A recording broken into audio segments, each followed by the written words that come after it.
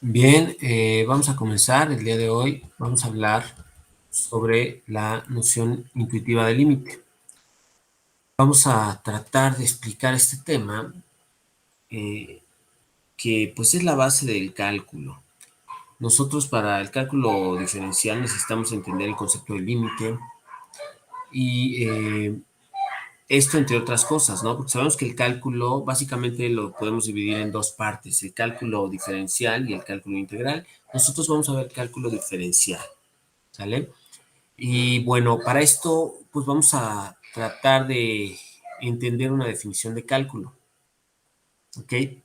Voy a leer primero la definición y luego vamos a tratar de desmenuzarla un poco. Dice, el cálculo es la parte de las matemáticas que opera con las diferencias infinitamente pequeñas de cantidades variables. Se interesa más en cuerpos dinámicos y en constante movimiento y menos en cuerpos estáticos. Por eso, el cálculo trata de cantidades que se aproximan a otras más pequeñas. Ok. ¿Esto cómo lo podríamos explicar en palabras un poco más sencillas? Bueno, lo que estamos diciendo es que anteriormente digamos, hasta antes de la llegada de Newton y de Leibniz, pues las matemáticas, la aritmética que nos heredaron los griegos tenía que ver con cuerpos estáticos, en donde a lo mejor podíamos calcular perímetros, volúmenes, áreas, ángulos, pero siempre de cuerpos estáticos, así como los estamos viendo. ¿Ok? Fue a raíz de Newton, su teoría de la gravedad, etcétera, etcétera, en donde nosotros nos damos cuenta o podemos intuir que podemos también trabajar con cuerpos en movimiento, como lo estamos viendo ahí. ¿Ok? Para esto, obviamente, pues nos vamos a apoyar en otras herramientas de la geometría analítica, que fueron, por ejemplo, las funciones, que lo vimos durante el bloque pasado. Una función, recuérdate que es la relación de dos cosas, en las cuales una depende de la otra, y bueno, esta relación se puede expresar de manera algebraica, a través de una expresión algebraica, valga la redundancia, y a través de una gráfica. Entonces, aquí, usando esta herramienta de las funciones, podemos nosotros predecir a lo mejor el movimiento de un planeta, el movimiento de un asteroide. Podemos también predecir tal vez una población por ponerte un ejemplo, de conejos con respecto al aumento y disminución de sus integrantes en relación con la cantidad también de población de su depredador, ¿no? Ahí podríamos calcular, por ejemplo, que pues obviamente, no sé, una comunidad de conejos, pues si encuentran un hábitat propicio pueden crecer, crecer, crecer y la población va a aumentar en forma desmedida. Pero obviamente esto también favorece al depredador porque va a tener más alimento. Al tener más alimento, la población del depredador va a crecer, crecer, crecer, porque se va a alimentar de suficiente comida. Pero ¿qué va a pasar con la población de conejos? Pues va a comenzar a escasear porque hay demasiados depredadores, entonces va a empezar a disminuir. Y entonces, al empezar a disminuir la comida, ¿qué va a pasar con la población de depredadores? Pues también va a empezar a disminuir, porque pues ya no hay de qué alimentarse. Y al disminuir la cantidad de depredadores, pues la cantidad de conejos vuelve a aumentar. Y esto es, digamos, una relación que podemos expresar a través de una función. Bien, es algo que está en movimiento, el aumento y disminución de esta población, ¿no? Entonces, decíamos, por ejemplo, la trayectoria de un asteroide, si va a cruzar en algún momento, puede representar algún peligro para la Tierra. Bueno, la actualidad se hace gracias a estos avances del cálculo, en el cual nosotros podemos, a través de una expresión matemática, de un modelo matemático, podíamos, eh, podíamos anticipar la posición de ese objeto a lo largo de un recorrido. Entonces, podemos hasta calcular a lo mejor en qué tiempo pudiese estar más cerca de la Tierra, ¿sale? Utilizando esta herramienta que son las funciones. a través del cálculo. Pero ya estamos hablando de cosas, si se dan cuenta, de cosas en movimiento. Ya no es nada más los cuerpos estáticos. ¿Bien? Ok. Ahora, ¿qué es un límite? Bueno, un límite tiene que ver, bueno, como dice ahí, tenemos que desarrollar una noción intuitiva del límite, tenemos que relacionarlo con lo que ya conocemos. Un límite, pues, es una especie de frontera entre una cosa y otra. Y aquí es donde entra un poquito la definición del cálculo que decía que el cálculo trabaja con cantidades infinitamente pequeñas. ¿Por qué? Bueno, un límite se trata de una frontera, de acercarte a algo, acercarte, pero así a una distancia infinitamente pequeña, pero sin llegar a tocar ese algo. ¿Ok? No puedes pasar el límite. De ahí el término, ¿no? Límite. El límite es una frontera hasta donde no puedes llegar. O sea, es como que te puedes acercar lo más que puedas, pero no puedes pasarlo, no puedes estar sobre este, ¿no? Entonces, es como, por ejemplo, eh, aquí un ejemplo que les voy a mencionar más adelante. Imagínate una pizza. Imagínate que tienes una pizza, ¿no? Y estás con tus amigos en tu casa y a lo mejor pues son 8 amigos, ¿no? Una pizza pues es para 8 personas, la puedes partir en 8, ok. Y de repente llegaran más amigos.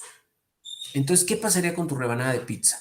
Pues que obviamente para que alcanzara para todos, tu rebanada tendría que ser más pequeña de lo que era originalmente, ¿ok? Pero ¿qué pasaría que llegaran todavía más amigos? Pues tu rebanada sería más pequeña aún.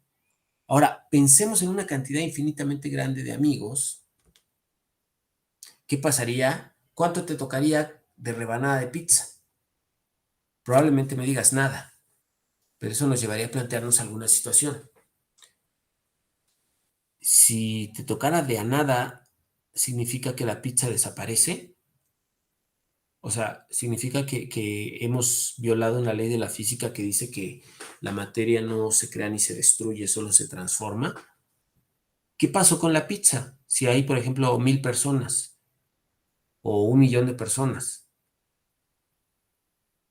¿será que desaparece? No, ¿verdad? Puede ser que te toque de una cantidad infinitamente pequeña, a lo mejor una migaja o media migaja, pero nunca va a desaparecer. O sea, nunca va a llegar al punto de cero. ¿Ok? Este sería un ejemplo de un límite. La pizza, que entre más gente haya, la pizza tiende a cero, tiende a acercarse a cero, pero nunca llega a cero. ¿Ok?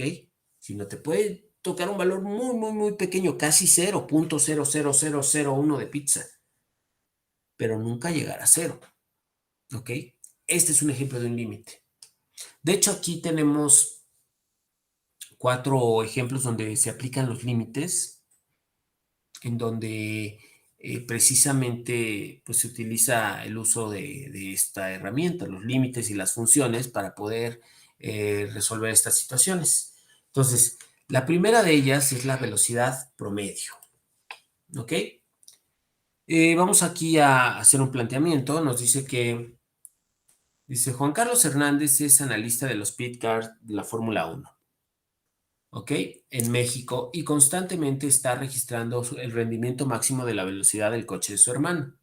Cierto día, mientras hacía las pruebas para la carrera de campeonato, observó el movimiento del coche de su hermano que viajaba a una velocidad de 48 millas por hora a lo largo de un camino recto y decidió registrar la información en una tabla como la siguiente. Entonces ahí vemos la tabla. Vemos, por un lado, dos variables. Una variable sería el tiempo transcurrido en segundos. La otra variable sería la distancia recorrida en pies. ¿Ok? Y vemos ahí que, bueno, pues estamos considerando a los 0 segundos, o sea, al instante de arranque, segundo 1, segundo 2, 3, 4, hasta el segundo 5.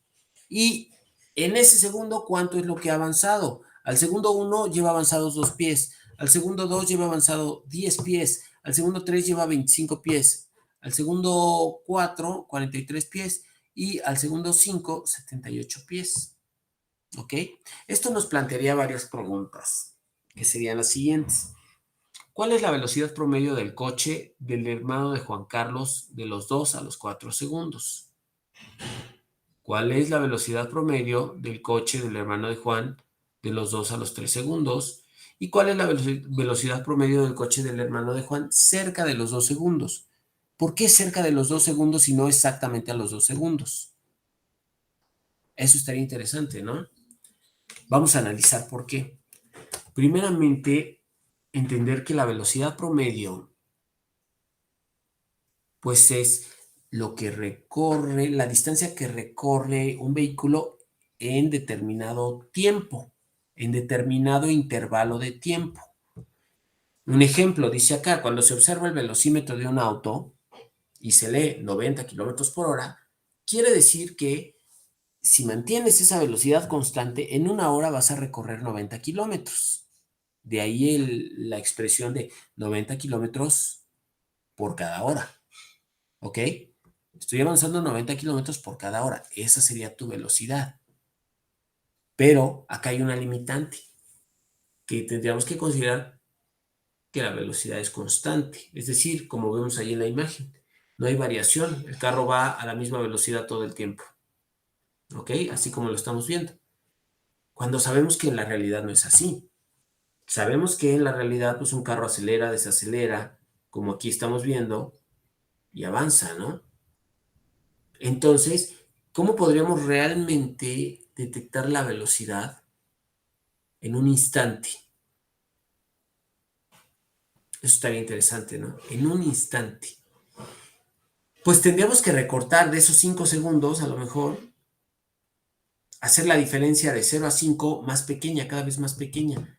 Y mientras hagamos esa velocidad, ese intervalo de tiempo más pequeño, lo que va a pasar es que vamos a ir llegando a una velocidad más exacta, hasta poder llegar a un instante.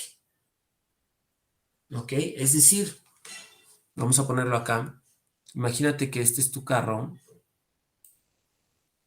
A ver, vamos a utilizar aquí un poquito la imaginación. Pero bueno, imagínate que esta es la carretera. ¿Ok? Esta es la distancia que hay de los 0 a los 5 segundos. Más o menos sería como por acá, ¿no? Ahí, a ver. Ahora sí. Por acá, ¿no? Está al instante 0, segundo 1, tal vez aquí, segundo 2, tal vez acá, segundo 3, segundo 4 y segundo 5, ¿no? Aquí al final. Este es el tiempo. Entonces, si mi vehículo, si yo quiero hallar, digamos, la velocidad instantánea de mi supervehículo, vamos a hacerlo así como muy deportivo. Ahí está mi vehículo, vean. Aquí sí va muy rápido, ¿no? Bueno, yo puedo sacar una velocidad promedio, necesito de 5 segundos, ¿no? Entonces, la fórmula para la velocidad promedio va a ser distancia transcurrida, ¿ok? Vamos a poner así, distancia transcurrida entre tiempo transcurrido. ¿Por qué? Porque acuérdate que tu velocidad está especificada en kilómetros, por ejemplo, sobre hora, ¿ok? Entonces, distancia sobre tiempo. Bueno, aquí yo podría, obviamente necesito saber cuánta distancia hay. Vamos a suponer que aquí sean 100 metros. ¿Sale? Entonces, vamos a suponer que recorrió 100 metros en 5 segundos. La velocidad sería entonces, ¿cuánto sería la distancia transcurrida? 100 entre, el tiempo transcurrido fueron 5, ¿no? Entonces, si yo divido eso, me va a dar a 20, ¿cierto? Entonces estoy avanzando a una velocidad de 20, en este caso serían metros por segundo, pero es una velocidad promedio. Teníamos la limitante de que si consideráramos que el vehículo se mantiene a una velocidad constante. así. Es decir, no hay alteración en su recorrido. Pero sabemos que puede acelerar, desacelerar. De hecho, normalmente cuando arranca el vehículo, arranca despacio y poco a poco va ganando aceleración. Entonces, para poder calcular una velocidad en un instante, eso lo haría más exacto. Tendría yo que cerrar mi intervalo, que en vez de ser, por ejemplo, de 0 a 5 segundos, ¿qué te parece que fuera a lo mejor del segundo 1 al segundo 3? Estoy reduciendo mi intervalo, ¿no? De tiempo. Ya estoy considerando nada más esta parte, ¿ok? Y vamos a ver qué cambios habría con respecto a mi velocidad promedio. Entonces, a lo mejor aquí, pues, vamos a suponer usando la misma fórmula, distancia transcurrida, vamos a movernos un poquito más. Ahí está. Entonces, mi distancia transcurrida sería ahora la siguiente. Voy a borrar esto y vamos a escribir. ¿Qué distancia transcurrió acá? A lo mejor, no sé, aquí tendríamos que ver si son 100 metros, pues a lo mejor aquí son 50 metros, aquí serían, la mitad serían 25, ¿no? Más o menos, ¿no? Para que fueran así. Aquí serían 25 metros, 25, 25 y 25. Vamos a suponer que, pues si empezó más o menos como por acá, pues fueron como, no sé, 25 y unos 10 más, 35 metros, 37 metros, digamos que recorrió. 37 metros, esa es su distancia en un periodo de 2 segundos. ¿Ok? Entonces aquí podríamos decir que en este caso, si yo divido 37 entre 2, voy a hallar que la velocidad es de 18.5 metros sobre segundo. Ya viste que no es constante siempre, ¿no? 18.5 metros por segundo. ¿Ok? ¿Y qué pasa si yo voy haciendo más corto el intervalo? ¿Qué pasaría si en vez de ponerlos acá, mi intervalo fuera más corto aún? Es decir, que fuera de un segundo. ¿Ok? A lo mejor aquí, pues sería, no sé, por poner un ejemplo, a lo mejor recorrió pues 25 metros en un segundo. ¿Ok? Vamos a suponer, porque esto no está a escala, ¿verdad? Pero suponiendo que esto fuera a escala, pues sería 25 metros en un intervalo de un segundo, 25 entre 1 25, entonces sería 25 metros por segundo. Ahora, ¿qué pasaría si yo redujera este intervalo lo suficiente como para que el periodo de tiempo fuera cero y habláramos de una velocidad instantánea? Pues que ahí el recorrido a lo mejor lo que fuera tendría que dividirlo entre el tiempo transcurrido, que sería cero. Y tú sabes que cuando divides cualquier cantidad, vamos a suponer que fueran, no sé, por poner un ejemplo, 5 metros. En el instante cero recorrió 5 metros, pero en un lapso de tiempo de cero, porque pues, están encimados, ¿no? Aquí no hay ningún intervalo de tiempo, sino es prácticamente tan pequeño el intervalo que cero. 5 entre cero te va a dar indefinido, ¿ok? O te va a dar que no existe. No lo vas a poder representar. Entonces, no puedo yo calcular la velocidad instantánea en un instante, pero sí puedo acercarme, a lo mejor, si bien no puedo dividir entre cero, sí puedo acercarme al cero, a lo mejor con 0.01. Y si yo dividiera así, con una cantidad muy cercana al cero, sin que llegara a ser cero, entonces sería 5 entre 0.01, estaría hallando una velocidad de 500 metros por segundo, ¿no? Vaya, estoy exagerando esto, ¿no? Porque esto no está en una escala, ¿no? Pero bueno, sería 500 metros por segundo en ese instante, ¿no? Entonces, Aquí me doy cuenta de que no, digamos que mi límite tiende a ser cero. Me acerco al cero.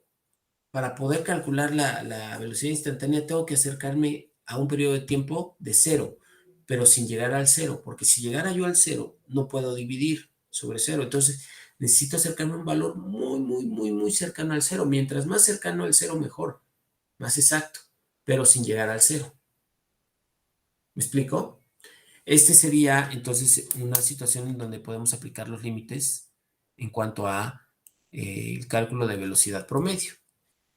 Aquí si nosotros nos fuéramos a este ejercicio que estábamos viendo, que era el caso del automóvil de Juan Carlos, bueno, tendríamos que